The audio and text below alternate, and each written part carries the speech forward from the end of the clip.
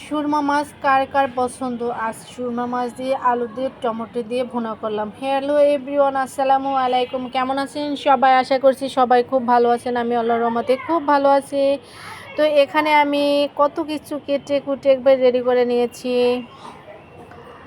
Tomato paste দিয়ে দিছি তেলের ভিতরে, মাছটা ভুনা করবো সেজন্য ময় মশলা দিয়ে দিছি। এখানে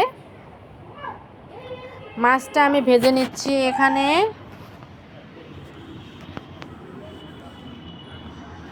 মশলা কষানো শেষ, আমি আলু দিয়ে দিছি। আলুটাকে ভালোভাবে কষিয়ে নিব। এখানে আমি মাছগুলো ভাজতেছি। এটা কি বলে, সমুদ্রের মাছ নাকি সুরমা মাছ, অনেক টেস্ট অনেক। আর রোজার দিনে আমার ভর্তা না হইলে হয় না। আমার মনে হয় ভর্তা হইলেই দুটো ভাত খাওয়া যায়। অনেকে আবার দুধ কলা পছন্দ করে সিয়ারিতে খাওয়ার জন্য। যাই হোক, আমি দুধ কলা খাই না, তো আমি আবার ভর্তা ঠর্তা এইসব হলে একটু বেশি পছন্দ করি। এখানে কালকের মাছ আছে রান্না করা, মাছ ভুনা টমেটো দিয়া, তারপর হলো চিংড়ি মাছ দিয়া লাউ রান্না করছি, সেই তরকারিও আছে। তো এখানে আজকে আমি টমেটো দিয়া মাছ দিয়ে আলু দিয়ে রান্না করব, মাখা মাখা ঝোল। এখানে আমি টমেটোগুলো দিয়ে দিচ্ছি।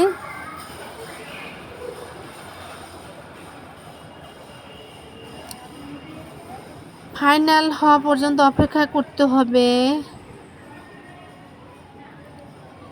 আজকে আমি ইফতারিও কিন্তু সব বানাইছি, তো আমি সে ভিডিও নেই নাই।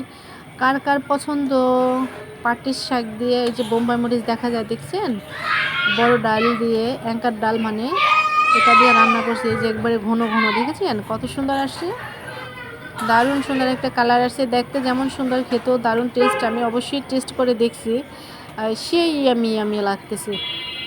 তো নতুন নতুন পাটির শাক তো মানে ডাল খেতে বেশি ভালো লাগে। চিংড়ি মাছ দিয়ে ভাজিটাও অনেক টেস্ট।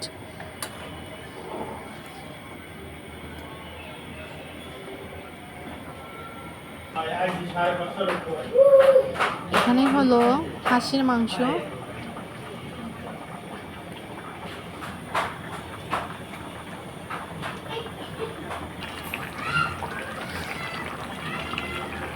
এই যে আমার মাছ ভুনা প্রায় শেষ, কারণ এটা হালকা একটু ঝোল বলতে কি হালকা একটু মাখা মাখা রাখতে হবে। সেই টাইম আবার একটু গরম করলে জাস্ট ফাটাফাটি হয়ে যাবে।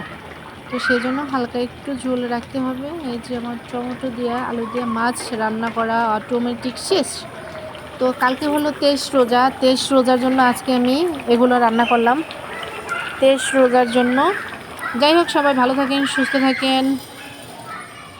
আল্লাহ হাফেজ।